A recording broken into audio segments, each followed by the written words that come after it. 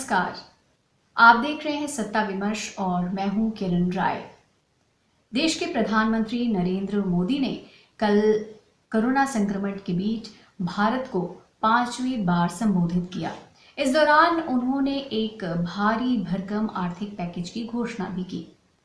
क्या है इस पैकेज में, देश के लिए कितना जरूरी है, किस तरह से देश को आत्मनिर्भर बना सकता है और इसके पीछे क्या रणनीति है, इसको समझने की हम आज कोशिश करेंगे। आज हमारे साथ हैं इसे समझाने के लिए वरिष्ठ पत्रकार प्रवीण कुमार। प्रवीण जी, 12 मई 2020 की हम बात कर रहे हैं, 2020 की। प्रधानमंत्री ने 20 लाख करोड़ के एक आर्थिक पैकेज की घोषणा की। इसको हम किस तरह से समझें? पहली बात तो ये समझिए कि 20 लाख करोड़ ये है नहीं। इसमें उन्होंने खुद ही कहा है कि इसमें कुछ घोषणाएं पहले ही की जा चुकी हैं और उसमें कुछ रिजर्व बैंक ने किया है और कुछ सरकार ने किया है।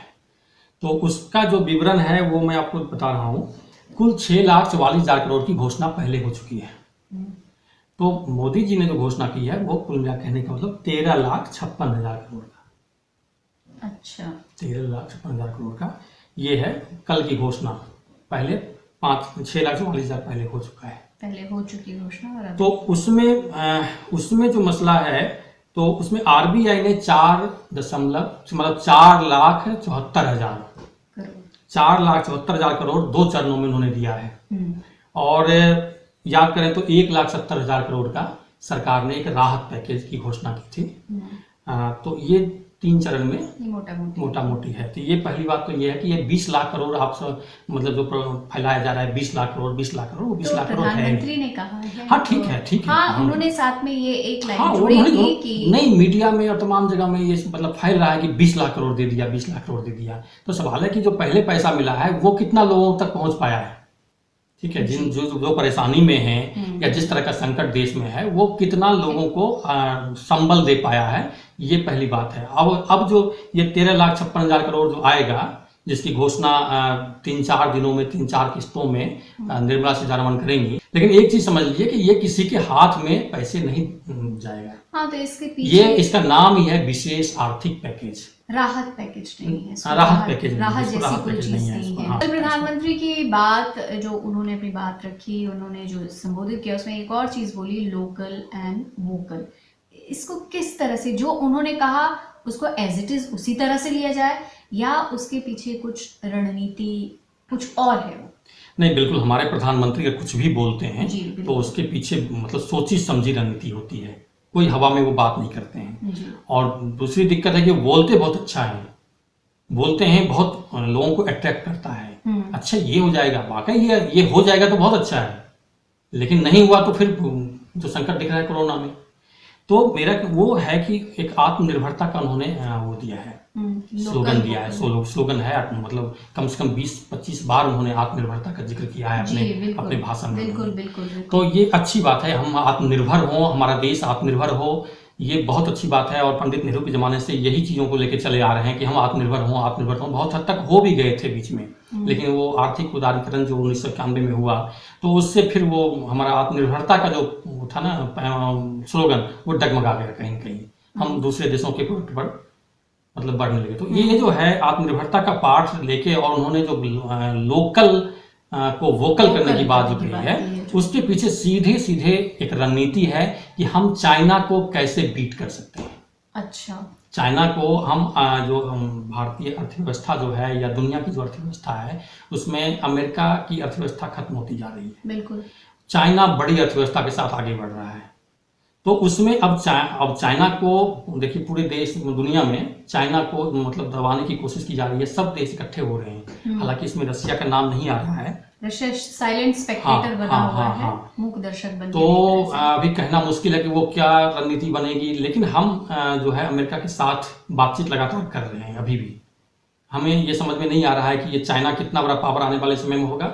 लेकिन ये जो कल का जो मसला है, ये लोकल को वोकल, इससे लगता है कि हमारी अपनी रणनीति है, और उस रणनीति को हम आगे बढ़ाते हैं तो हम चाइना को परास्त कर सकते हैं। यही एक मोर्चा है, आर्थिक मोर्चा ही एक ऐसा मोर्चा है जहां चाइना को हम कमजोर कर देंगे तो फिर वो युद्ध वाला मोर्चा थोड़ा क्योंकि सा चीन भी पिछले हम कई दशकों से देख रहे हैं कि वो सेल्फ रिलायंट वाली जो बात करता है, उसी के बल पे उसने अपने आप को मजबूत किया है, अपने स्व देश में निर्मित चीजें और उसको फिर बाहर से कैसे मार्केटिंग करनी है, इसमें वो पारंगत रहा है। हाँ, वो पारंगत हो चुका है।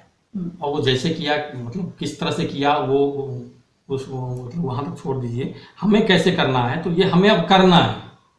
ऐसा नहीं था कि हमें मतलब हमारे पहले इस तरह की योजनाएं नहीं बनी, पहले भी बनी थी, लेकिन पता नहीं वो भटक जाते हैं रास्ते से, मतलब फिर भटक जाते हैं हम। फिर वो आ जाता है चाइनीज माल सस्ता है, हमारे यहाँ का कॉस्ट बहुत ज्यादा है, तो वो तो लोगों के पास उतनी कैपेसिटी नहीं है, परचेजिंग पावर नहीं है। तो प्रधानमंत्री ने अपने भाषण में वही परचेसिंग कैपेसिटी और ये सारी चीजों का इसी तरह से जिक्र किया है। तो वो आने वाले वक्त में पता चलेगा, लेकिन इसमें ये है कि अगर हम इस चीज में सक्षम हो गए कि हमारा जो लोकल प्रोडक्ट है, उस लोकल प्रोडक्ट की कॉस्टिंग अगर हम कम कर पाए और हमारे देश की जो परचेजिंग कैपेसिटी है लोगों की, उसके बराबर में हम लाके खड़ा कर दिए, तो निश्चित रूप से चाइना का जो माल है वो यहाँ नहीं बिकेगा।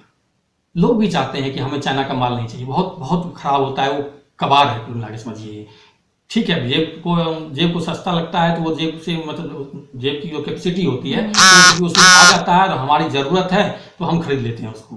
अगर वही चीज़ हमारे देश की चीज़ें हो जाएं और वो टिकाऊ भी होंगी निश्चित रूप से, तो फिर हम अपने देश की चीज़ों को प्रमोट करेंगे। लोकल को वोकल बनाने का जो प्रधानमंत्री जी का नारा है वो निश्चित रूप से सफल हो जाएगा, और हम चाइना को बीट करके आत्मनिर्भर हम हो सकते हैं। और ये इसका कदम मतलब उठा लिया गया है।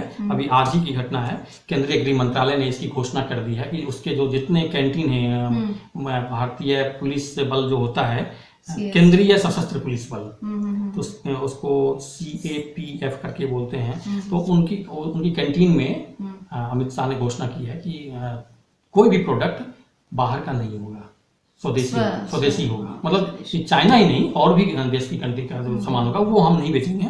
और उसमें लगभग 50 लाख लोग उसमें मतलब शामिल हैं। 10 लाख हमारे कर्मी हैं, तो मान लीजिए 4-5 एवरेज अगर एक कर्मी के पीछे परिवार में होता है तो 50 लाख के आसपास बैठता है। और उसका जो बजट होता है वो सालाना 2800 करोड़ का वो खरीद होता है। 2800 करोड़ रुपए की खरीदारी वहां से इस कैंटीन से होती है। तो ये शुरुआत 1 जून से कर दी गई है, मतलब आने वाले समय में 1 जून से हो जाएगी। कोई प्रोडक्ट बाहर का उसमें नहीं बिकेगा। ये कुल मिला के मोटा मोटी अभी है, और आज के बाद फिर और चीजें सामने आएगी। चलिए, शुक्रिया आपका। तो ये आत्मनिर्भरता का पाठ जो इस पूरी बातचीत से, इस पूरे निचोड़ से निकल कर आ रहा है, इस बातचीत का जो निचोड़ है वो ये समझ में आ रहा है कि ये आत्मनिर्भरता का जो पाठ है वो चीन से मुकाबला करने की तरफ एक कदम हो सकता है, और इसको हमें पॉजिटिव वे में लेना चाहिए, इसका वेलकम करना चाहिए। इस मंच से हम और भी कई मुद्दों को उठाते रहेंगे और आपके सामने चीज़ों को समझने का और समझाने का प्रयास करते रहेंगे। लेकिन अगर आपको हमारा ये प्रयास समझ में आ रहा है, पसंद आ रहा है, तो नीचे जो कमेंट बॉक्स है उस पर कमेंट करना ना भूलिए, लाइक भी करिए और सत्ता विमर्श को सब्सक्राइब भी करिए। धन्यवाद।